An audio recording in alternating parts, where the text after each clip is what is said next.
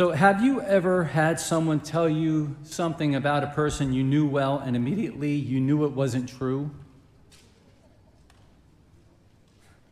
Maybe someone comes up to you and says, "Oh, your friend is selfish. He doesn't care about anybody but himself." And you're thinking, wait a minute, that's not the person I know. You spent years with that friend. You've seen how they've sacrificed for others. You watched them help people when no one else was looking. You know their character. So when someone misrepresents them, you don't just sit there silently, you feel compelled to speak up. You say something like, "Well, actually, that's not true. Let me tell you what that person's really like." But then there are other times when someone says something about a person that you may only know casually. "Well, I hear he's dishonest." You might say, "Well, really? I'm not sure." Or, "She's probably only in it for herself." And you might say, "Well, I don't know her well enough." The difference between the two is relationship.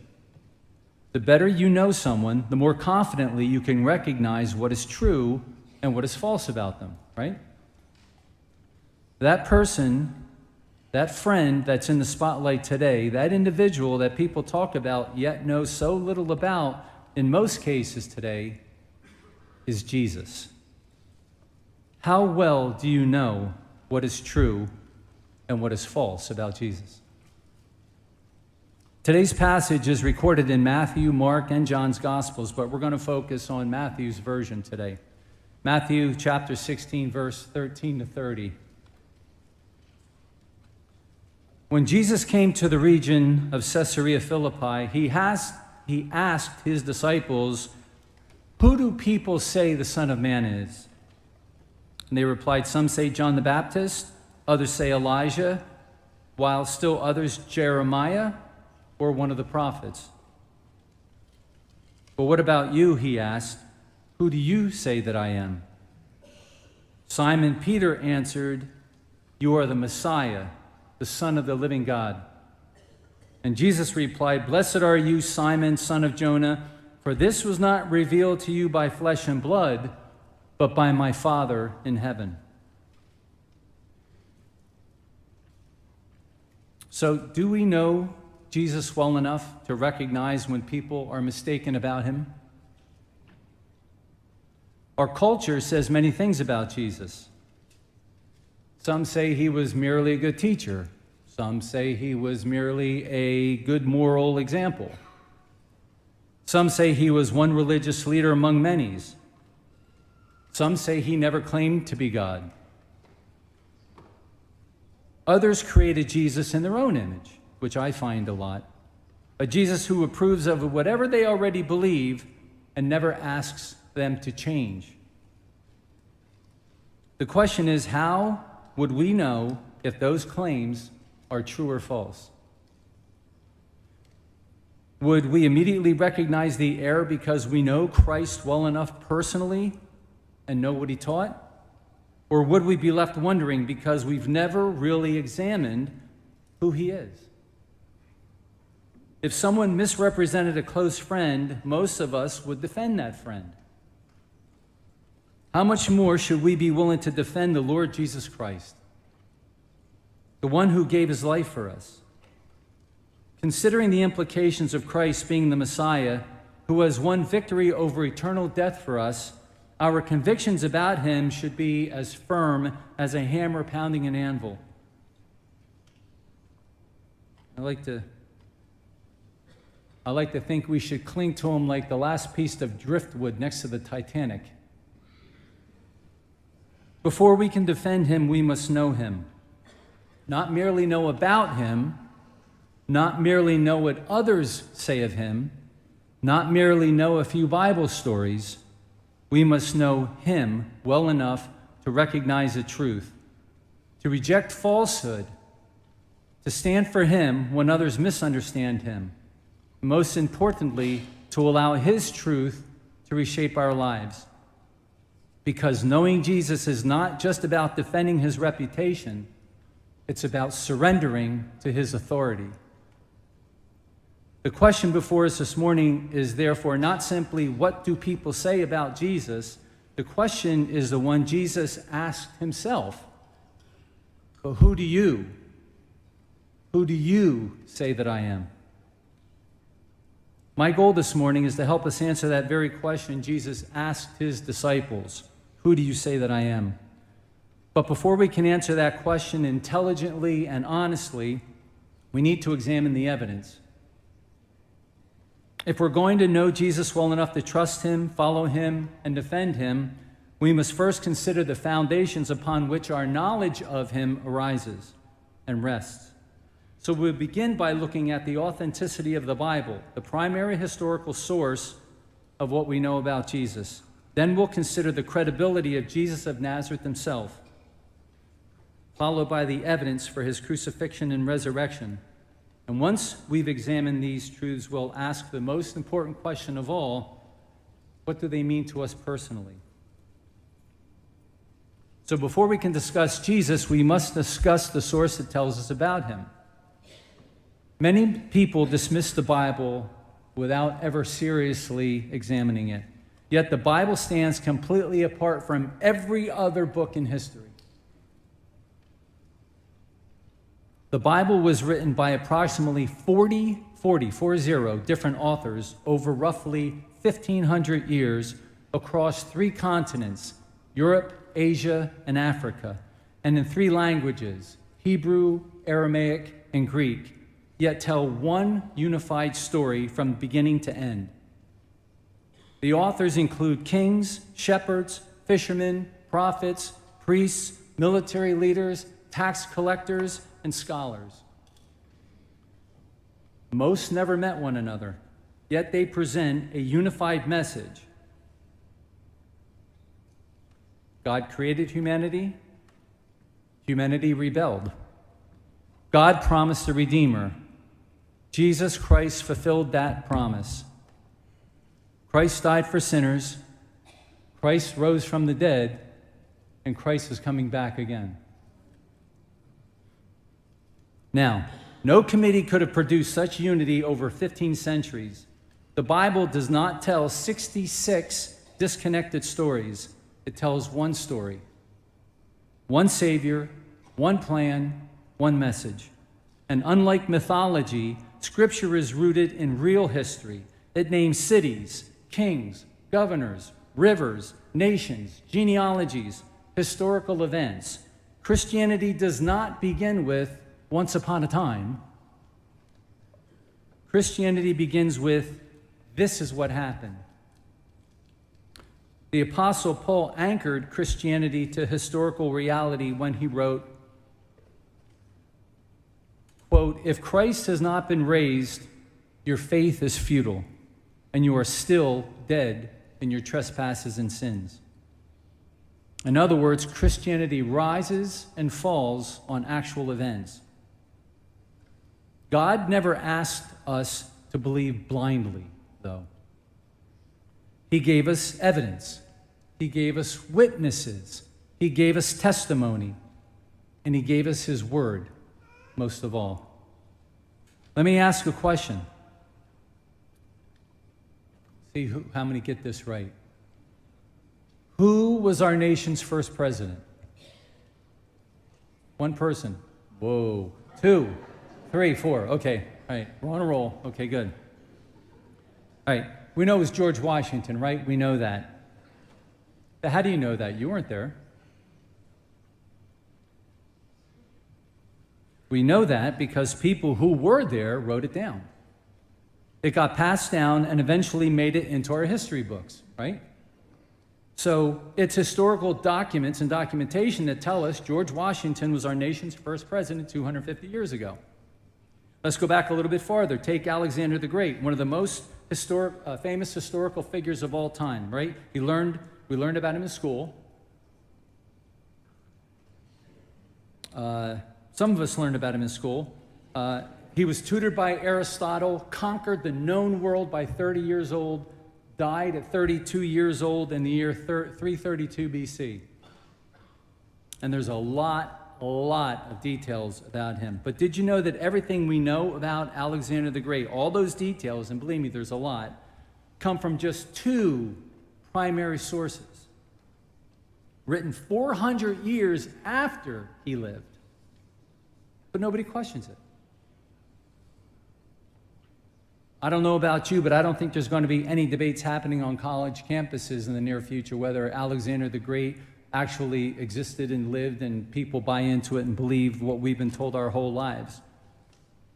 People trust biographies written centuries after the fact as reliable sources, but when it comes to Jesus,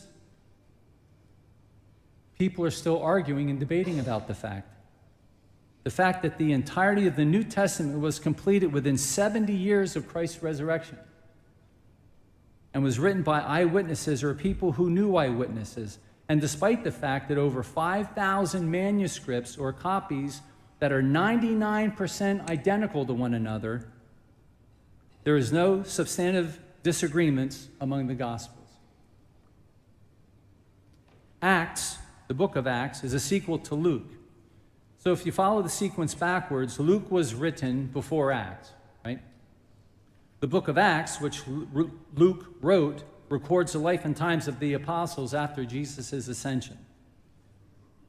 And this focuses particularly on Paul. And it tells of his shipwreck, his whippings, his beatings, all his maladies, talks about his persecutions. But you know what it leaves out? His death. Conspicuously absent is Paul's death. And we know when he died, 64 AD, right? He was beheaded by the emperor, Trajan, I think. So what does that tell you about when Acts was written? If Luke left out a single most important event which culminated Paul's ministry, then we have to assume that Luke was written before Paul's death in 64 AD. Doing the math. If Acts was written before 64 AD, that means that Luke was probably written in the 50s. If Luke was written after Mark, that means Mark was written in the 50s or 40s. And Jesus died at 33. So what significance is all this? These books are written by eyewitnesses or scribed by men talking to eyewitnesses within the same generation. The most impactful eyewitness who encountered the risen Christ was arguably Paul himself. He goes from persecuting Christians to not only becoming one, excuse me, but on top of it is responsible for 62% of the New Testament epistles. That's credibility, folks. I'm telling you, this is head-spinning verification. This is overwhelming manuscript evidence out there. Yet people still say, but I'm not really sure. Jesus fulfilled prophecies with mathematical precision. Scientists say it's impossible by chance. So let's look at some of the prophecies and interpretations. Now, some of these are debatable, I'll admit that, but the numbers are still mind-blowing. The prophet Micah said that the Messiah would be born in Bethlehem. Isaiah predicted he would be born of a virgin during a Roman census. The chances keep shrinking, but here's where it gets crazy. Daniel calculated the exact day Jesus would enter Jerusalem. He said it would be 173,880 days after the decree to rebuild the temple. And some scholars have actually confirmed that Jesus rode into Jerusalem on that exact same day. The prophecies don't stop there. Jesus died during Passover week as predicted. He was crucified even though Roman crucifixion hadn't been invented by the Romans yet. He was buried in a rich man's tomb, and he rose on the third day.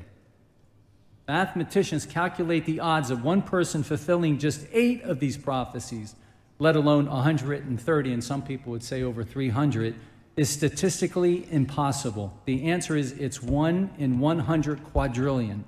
That's followed by 17 zeros. That's just for 8 variables. This wasn't coincidence. This was divine orchestration of history itself. So the issue before us today is not whether Christ is popular. It's not whether Christ Christianity, whether Christianity is politically correct. The issue is not whether Christianity fits the spirit of the age, and it certainly isn't about what you think or how I feel. The issue is this: is Jesus Christ credible? Is he credible? If he is credible, then his words matter. If he rose from the dead, then his authority is absolute. If he rose from the dead, then every other opinion, including my own, must bow before him. As Jesus said, I am the way, the truth, and the life, that nobody comes to me unless the Father calls him. That's either true or it's false. There is no middle ground. And if this is offensive to people, we should not shy away from its offense. The offense, which is clearly stated by Paul, is that the message of the cross is foolishness to those who are perishing. And chillingly, Jesus said, for whoever is ashamed of me and my words, of him will the Son of Man be ashamed when he comes in his glory and the glory of the Father and of his holy angels. So why should we believe this story about a man named Jesus from Nazareth? Unequivocally, the evidence for the resurrection of Jesus is so overwhelming that it demands acceptance. In my opinion, there is just so much proof which leaves absolutely no doubt. There's a man, as described by Lee Strobel, who is the author of A Case for Christ. You may have read his book. It's great. I'd recommend it. His name was Sir Lionel Lucco, L-U-C-K-O, Lucco, who became known as one of the greatest defense attorneys of the world. He literally is in the Guinness World Book of Records. He was knighted twice by Queen Elizabeth. He sat on this country's Supreme Court. He tried and won 250 defense cases, murder trials in a row. Yet he was a huge skeptic about the resurrection. So somebody challenged him one day to take his brilliant legal skills and put them to the test and examine what he thought about the resurrection. And he said this, quote, I say unequivocally that the evidence for the resurrection of Jesus Christ is so overwhelming that it compels acceptance by proof, which leaves absolutely no room for doubt. That from supposedly the greatest defense attorney mind in the world. Now, it's not difficult to accept the idea that a man who performed what appeared to be miraculous acts, claimed to be the Messiah, and was ultimately executed by the Romans may have been a little deluded or mistaken. Okay. But how do we explain what happened after that? How do we explain the fact that this same man, after being crucified, was reportedly seen by a handful of followers, then by dozens, and then by hundreds of people? These weren't casual observations repeating a rumor. They were individuals who insisted they had seen him alive. These witnesses didn't merely claim to have seen him alive after his death, but many of them endured persecution and even death, steadfastly defending what they believed they had witnessed.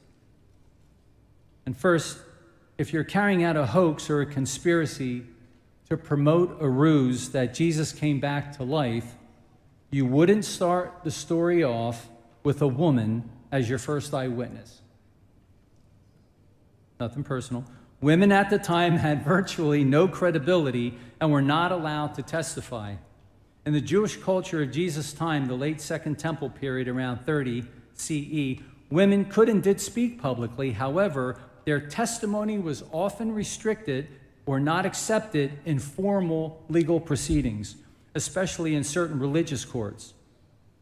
Rabbinic sources that develop and around and after that period generally exclude women from serving as legal witnesses in many types of cases. One hypothesis for the missing body is the apostle stole the body. But the tomb, we read, was sealed, and we know that a Roman guard who allowed a prisoner to escape could face a very severe punishment, including execution. Depending on the circumstances, Roman military discipline was famously strict. in Acts 12:19 records that Peter escaped from prison, and Herod interrogated the guards and ordered their execution.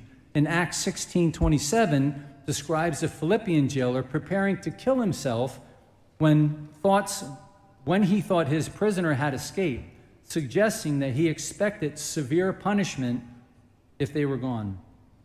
And in Acts 27:42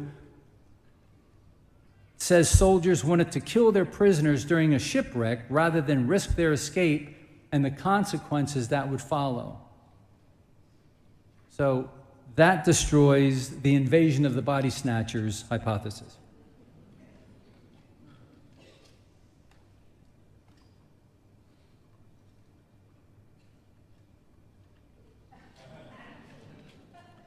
Maybe he didn't die. Totally. You know, like the Princess Bride, he was only mostly dead. I had to do that. This is extremely unlikely because the Romans knew how to kill people. There's no record anywhere of anyone surviving a full Roman crucifixion. The Roman crucifixion was probably the most barbaric and vicious form of execution if you consider the torture that went along with it. A known source, a well-known source, the Journal of the American Medical Association, a secular peer-reviewed journal, carried an investigation of the death of Jesus, and this was their conclusion. Clearly, the weight of the historical medical evidence indicates that Jesus was dead before the wound to his side was inflicted.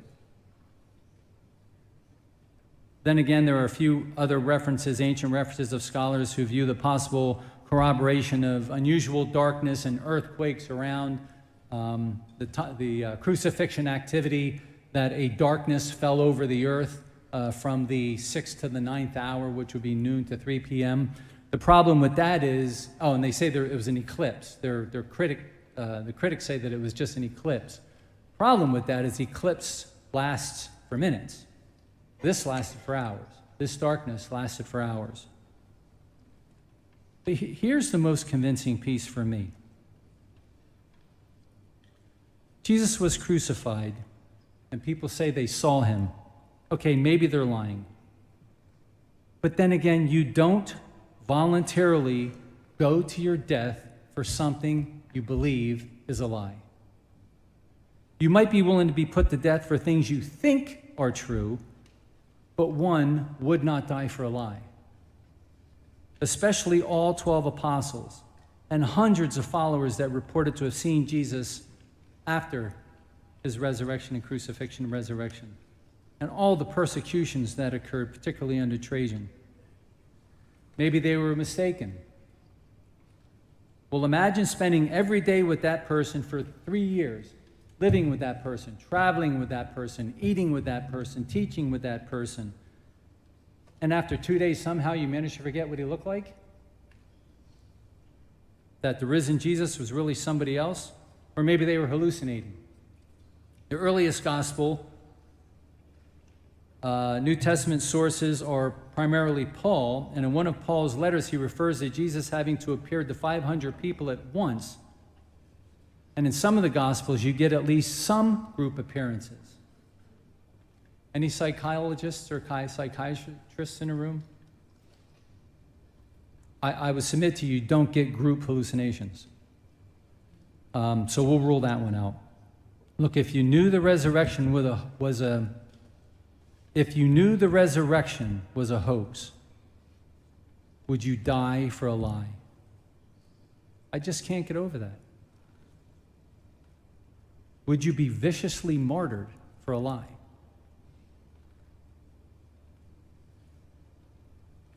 Do we have the map? This is another one. St. Ignatius,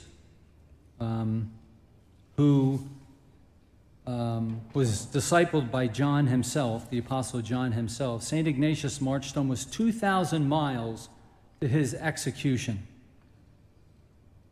So he started in Antioch, and they marched them. The Roman guards marched them all the way up to Rome.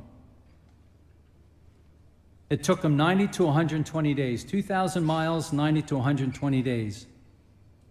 That's a lot of thinking time. He knew he was headed to his execution, and he refused to deny the resurrection and his loyalty to Jesus. And for what purpose, though? There was no social status or monetary gain to be had or made. All he had to do was renounce Jesus, but he refused for 2,000 miles. Peter, traditionally crucified in Rome during Nero's persecution, AD 64, Paul was martyred, executed, traditionally beheaded in Rome under Nero. James, the son of Zebedee, the only apostle whose death is explicitly recorded in the New Testament, he was executed by Herod Agrippa around AD 44. Andrew traveled to Scythia and Greece. He was crucified in Petrus. James the Greater preached in Spain, martyred by the sword in Jerusalem. Philip went to Phrygia and Asia Minor, crucified upside down. Bartholomew reached Armenia and India, filleted and beheaded. Thomas preached in Persia and India, pierced by a sword. Matthew spread the gospel in Ethiopia, was stabbed to death. James the Less stayed in Jerusalem, thrown from the temple top. Thaddeus and Jude traveled to Syria and Mesopotamia, martyred in Beirut.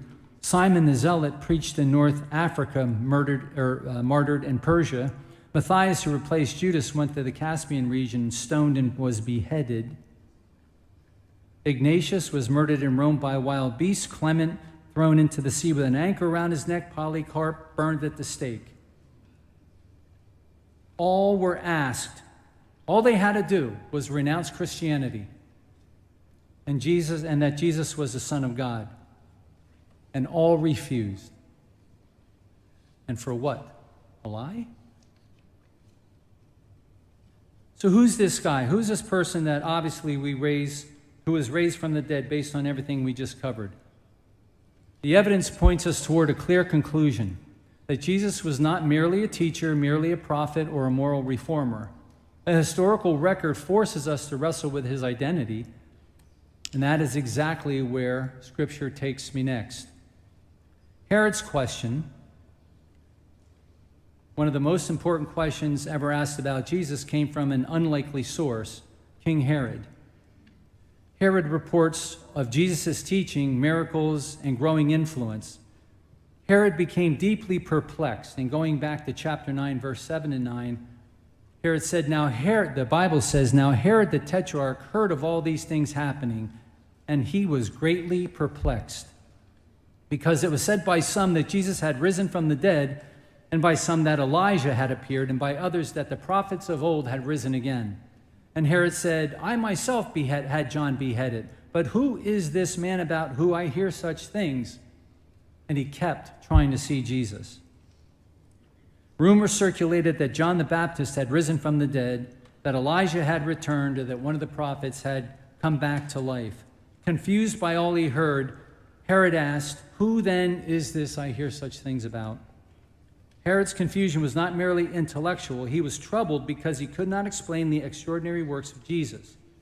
Yet despite his curiosity, Herod never truly sought Christ, Jesus, as Lord.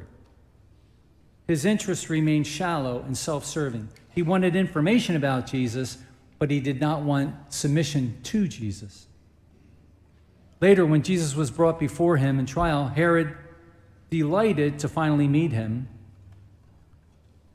but his excitement was not driven by faith. Luke tells us that Herod hoped to see Jesus perform a miracle.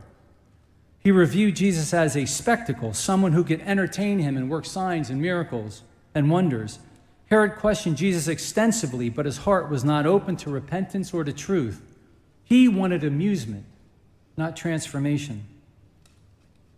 The response Jesus gave Herod is one of the most sobering moments in Scripture.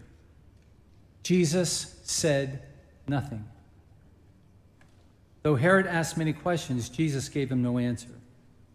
So why the silence? Herod had already heard enough truth to know that Jesus was the Savior. He listened to the preaching of John the Baptist and had received repeated warnings from God. And rather than responding in faith, he continually hardened his heart. When he finally stood face to face with Christ, seeking entertainment instead of repentance, Jesus had nothing to say to him. Herod's story serves as a warning to every generation. It is possible to be fascinated by Jesus without following him. It's possible to enjoy all about Christ, discussing spiritual matters and asking questions, yet while refusing to surrender our lives to him. And like Herod, we can delay responding to God's truth, convincing ourselves that we can deal with or will deal with these spiritual matters later. The danger is that tomorrow is never guaranteed. Every opportunity to hear and respond to the gospel is a gift from God, folks. If we continually resist his voice, we risk becoming hardened and indifferent to the very truth that could save us. Listen, today, if you hear his voice, harden not your hearts. There are self-identified Christians today, I know a few, who suggest that the Muslims will be saved simply as a result of being good Muslims. These are people that believe God is a magnificent God and would never do anything so dreadful as to condemn people to a lost eternity because they rejected his son. We understand the emotion of that, but it doesn't jibe with the facts of the gospel.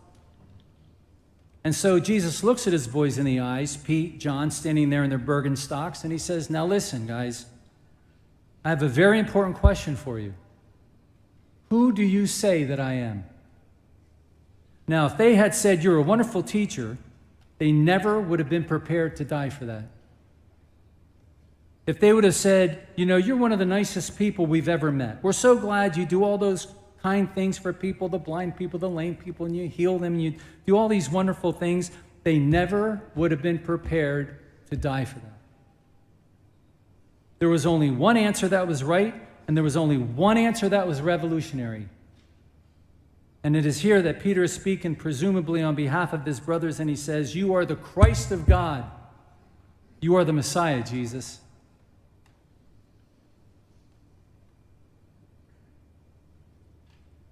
Let me ask you as a believer this morning,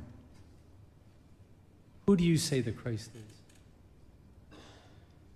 I'm not asking you as an unbeliever. I'm asking those of you who profess faith in Jesus Christ. Who do you say that Jesus is? Who do you tell people Jesus is? Who do you believe that Jesus is? And would you die for that belief?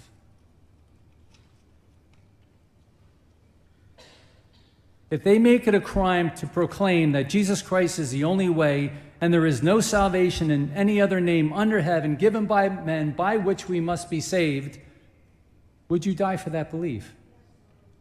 Amen. Amen.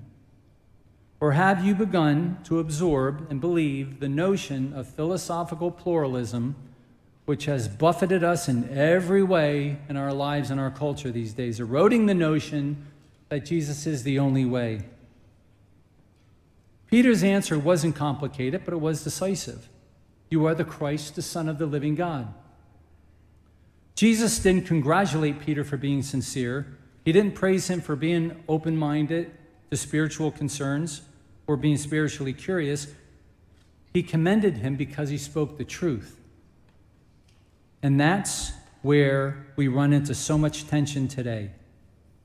The culture around us has no problem talking about Jesus. Books are written about him, movies portray him, politicians invoke him, scholars debate him. But the question is not whether people are willing to talk about Jesus. The question is whether they are willing to accept who he claimed to be. Peter said, you are the Christ. Those two positions can't both be true. Our culture says, decide for yourself. People make up their own God or fashion him the way they want him to be. So following this theme of pluralism, accepting that all religions are acceptable and get us to the same end, at the end of the day, the same end of the road, Why did the Greeks reject Paul during his sermon at the Areopagus, Mars Hill in Athens in Acts 17? Why? Because they were committed to the idea of the Roman pantheon, which had a place for Jesus on its shelf with the rest. They couldn't understand why it was that if, as a good Roman, they were prepared to acknowledge Jesus in their pantheon, that these people could not equally be good Christians and acknowledge Caesar in theirs. Why can't you just say that Caesar is Lord and Jesus is Lord? The answer is because they cannot both be Lord. If Jesus is Lord, then Caesar must bow to him. Folks, I believe this is such a pressing importance at this time in our history because we're now at the end of, 3 or 4 decades in which pluralism has so swept over our culture. Why can't we simply say, as others, that Jesus was merely a man? Because we cannot. Because the true follower of Jesus, who declares you are the Christ, the Son of God, does not get there as a result of deduction. Ultimately, that's not to say that we don't think in coming to faith. My spiritual mentor for years once told me, faith is the bridge that what you can absolutely know about God to what you believe. What you know about God. Well, the more you know about God, the closer you get to what you believe. So that gap of faith can shrink and shrink and shrink the more you learn and know about God, and the more you know about the Lord. And a good place, there was a Bible up here, a good place to start is right here. Sums it all up, cover to cover. We can learn a tremendous amount about God through the physical world. Okay, wrapping it up here. I did not start my stopwatch, so I have no idea how long I've been talking, so forgive me. Keep going, did you say? All right, amen. This sermon started at 44 pages. I could have done this over 3 weeks. I whittled it down to, I forget what it was. Anyway, I could be wrong, but I believe it was a Tonight Show or the Dick Cavett Show. The Archbishop of Canterbury was having a conversation with Jane Fonda. This is not a joke.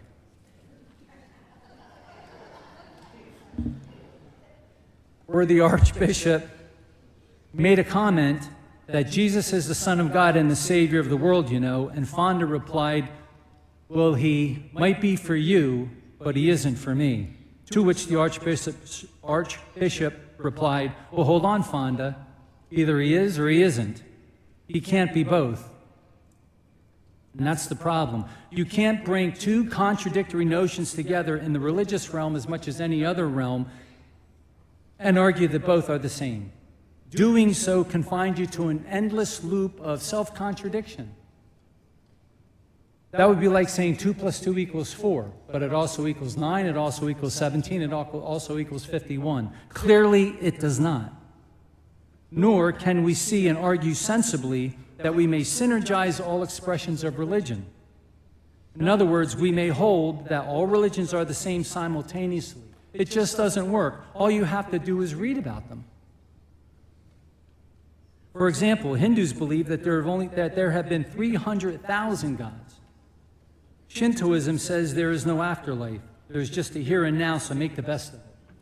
Muslims are monotheistic. They believe there is only one God, Allah, and that Jesus was not the Messiah, he was just a prophet. Buddhists, when you introduce them to the conversation, are honest enough to admit that they have no notion of a personal God who may be known in the whole expression of Buddhism.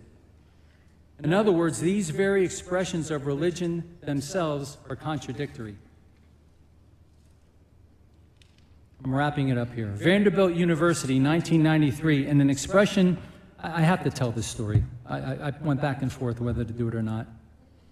Vanderbilt University, 1993, in an expression of this, dedicated all-faith chapel to the philosophical pluralism on its campus. The all-faith chapel was dedicated to Hindus, Jews, Catholics, Protestants, Muslims, the Baha'i, and the Orthodox Christian Fellowship. Some of you might be saying, well, I wonder what they did in terms of symbolism. Well, they had that all figured out. They gave them all lockers.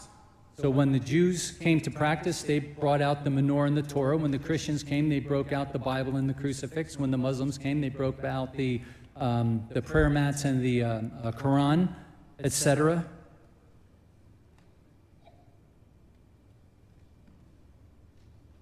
And thinking themselves to be wise, they became fools who would exchange the glory of an immortal God for the worship of things that creep and crawl and fly. And the board of directors said, we cannot build a chapel for just one religion. That would be narrow and sectarian. And Beverly Asbury, the chaplain that day on dedication day, this place is for all faiths. Its dedication consists of many acts and of one. There is diversity in our unity and unity in our diversity. Now, if you find that a little contradictory right now and you're scratching your head, just proves you're still awake with me. Maybe it sounds better when you go, there is diversity in our unity and unity in our diversity. Oh, Jack, that's profound. That's wonderful. Let's go down to Broad Street, grind, and have a latte and think about that for a while. Now, that may sound smart and intelligent to some, but it is dumb, dumb, dumb. This is the nonsense our children and our culture are being fed. But what are we going to do about it? This morning, Jesus asks the same question he asked 2,000 years ago. Not to the crowd, not to your family, not even to us as a church as a whole, but to you personally. Who do you say that I am? If he's merely a man, ignore him. If he's merely a teacher, admire him. If he's merely a prophet, respect him. But if he is the Christ of God, if he truly died for our sins, if he rose from the dead, if he sits on the right hand of the Father, then the only reasonable response is repentance, faith, worship, and obedience. And like Peter, may we answer, you are the Christ of God. And may we live our lives and prove that we truly believe it. Leave you with this last verse. Truly, truly, I say to you, the one who hears my word and believes in him who sent me has eternal life and does not come into judgment, but passes out of death into life. Amen? Father God, thank you for giving us the greatest gift imaginable, salvation through your Son, Jesus. Help us, Father, to cultivate a heart of giving and helping those who are in need. Open our eyes to see the opportunities to share your love with those who do not know you. Thank you for showing us what true love looks like. Your will has always been that the world would know you, walk with you, and love you. And it is in your presence that we find total joy. Today, please show us how we can take part in sharing your love with those around us. Holy Spirit, give us the words to defend the hope that is within us with others, so that they too may respond to your call and want to share in our eternal glory and declare that Jesus Christ is the Lord. We ask this in the name of our Savior, Lord Jesus. Amen.